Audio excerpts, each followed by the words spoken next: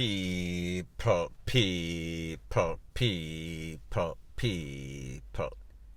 Que pasa, sapa, say what they do. Now, people, the first thing that is popping in the news, if you look at your screen right now, there's a picture of a man. His name is Richard Morgan. This man is 35 years old. When we look at Mr. Richard Morgan, he is clad in the prison outfit. He is at a place that is called the Bay County in Panama City, meaning Florida. So therefore, he left from Jamaica and he went to Florida. And when he went to Florida, instead of making his life better, he decided that he wants to take advantage of people. And these people are the elderly. In this case, a 92-year-old lady. However, people, look at Mr. Morgan's picture. Mr. Morgan is what they call in Jamaica big, thick, strapped in. Mr. Morgan has no sorts of physical deficiencies. So therefore, him nah no nookan, him nah no bend foot, him nah nothing wrong with him. He can look some sort of construction job, and since he is in America, construction pays. A whole lot of people have elevated their life and made themselves into somebody working hard, putting in the hard work. However, Mr. Morgan, he has no such aspirations and dreams and ambitions of making money the legal way. He decided that he is going to use his brain and he is going to outsmart some people, mostly elderly, a 92-year-old lady in this case. So like I said, look at him, look at his body, strapped in, look at his head, very big. You would think that he had some sort of brain. However, he was too smart for himself. However, he was not as smart as the relevant authority, meaning the Popo and the fraud squad. So anyways, Mr. Morgan decided he was going to be a scammer. Mr. Morgan influenced a 92-year-old lady to write him a check as a balance of her or the victim getting $1 million purse from the publisher's clearinghouse. However, here is a problem. Mr. Morgan was not affiliated with publisher's clearinghouse. He has no association. They don't even know who he is, and he probably don't know who they are. However, that is the scam that is running rampant in America. So anyways, I am going to speak about the advance that he got afterwards. But I am going to speak about what happened and what led to him being caught by the relevant authority. Mr. Morgan went to the bank and he tried to open an account or deposit $24,000 into an account. I guess nobody told him. He did not read the notice board. He did not get the memo that listen. In America, they put in stringent things to make sure that the system is not manipulated. The system don't get bucked. The system don't get gypped by persons like him. So therefore, if you go to the bank, whether it is your legal money, whether it is your dope money, whether it is your weed money, whether it is your pimp money, whether it is your blow money for SUCKING on the job, giving blow on the job, whatever it is. You can deposit $10,000 or more in the bank at one time. However, the Internal Revenue Service has to be contacted.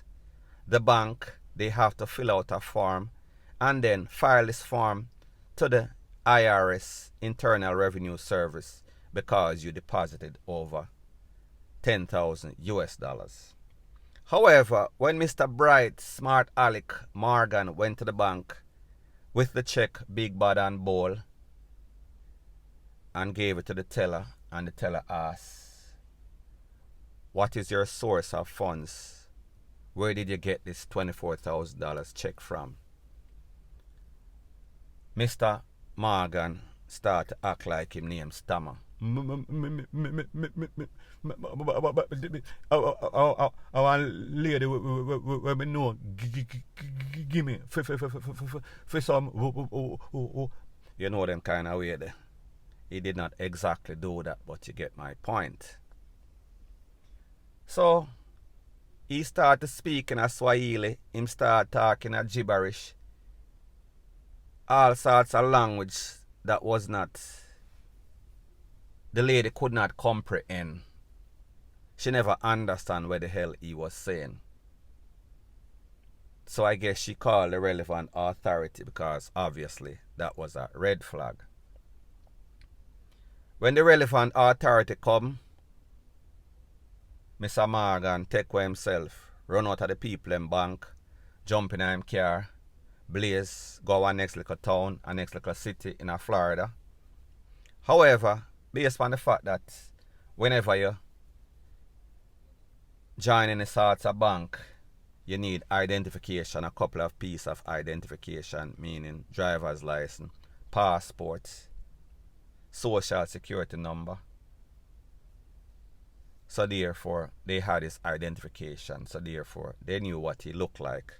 And of course, you know that when you get the person of interest or wanted list in America, it is not like Jamaica, where you can go hide behind the power station.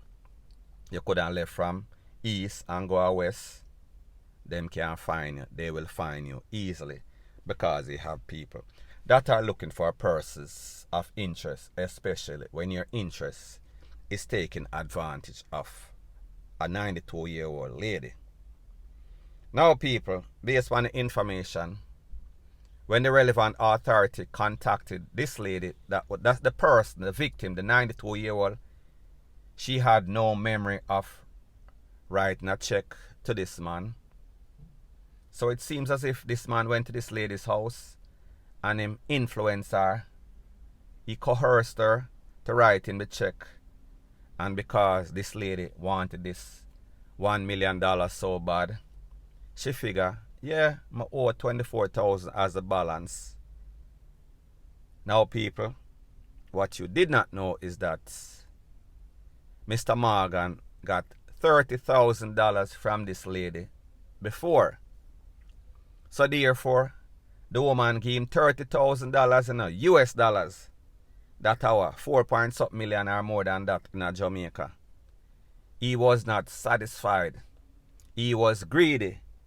He did not want just $30,000. He couldn't take that $30,000 there and run and be scot-free.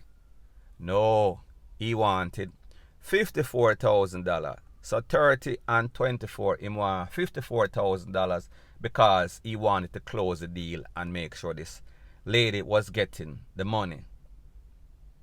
People like them say, a promise is a comfort to a fool. And when you are greedy or you want more than sounds reasonable, you will get gypped. So therefore, if it sounds too good to be true, usually it is not true. It is a sham. It is a scam. This lady was getting scammed all along. Now people, based on the Popo record, this man, Mr. Morgan, sent the $30,000 that he got to some affiliates in Jamaica. Don't know if he was working with other persons. So therefore, him get that 30 there, and then him send it to them, and then don't know if he went behind their back and was trying to get 24 more. However, people, we do not care. Like the saying goes, thief from thief, God laugh. So now people, what is even more foolish is that this man was in America. He was there illegally. Now people, I am sure that you know people that live in America legally. I mean illegally, sorry. When you are in America illegally, you don't want to get entangled with any sorts of dirty bungle, any sorts of criminal activity.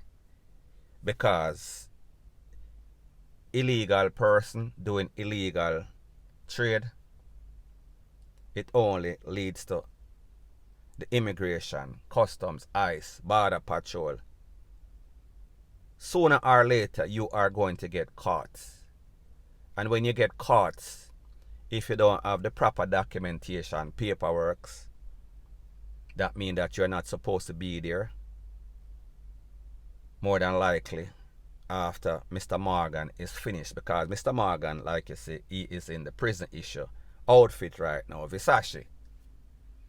After he is finished getting this time for fraud, for exploiting the elder, he is going to get deported back to Jamaica, back to square one. He will never, ever get a US visa again, because this is a clear-cut case. Whenever this goes to courts or goes to trial, this man will not beat this case. This is a open and shut case. He will be found guilty. He will get time. He will do this time, and then he is going to be sent back home, back to Jamaica from whence he came. So people, at the end of the day, like the saying goes, craven, choke, puppy dog. The 92-year-old person, while I understand and I will give that person, the victim, a pass, because maybe them kind of all, the brain is not functioning too good. They are more gullible and vulnerable. Easy, susceptible to easy to get tricked, get con, get scam. So therefore, we understand. However, what is Mr. Morgan's excuse? Him greedy.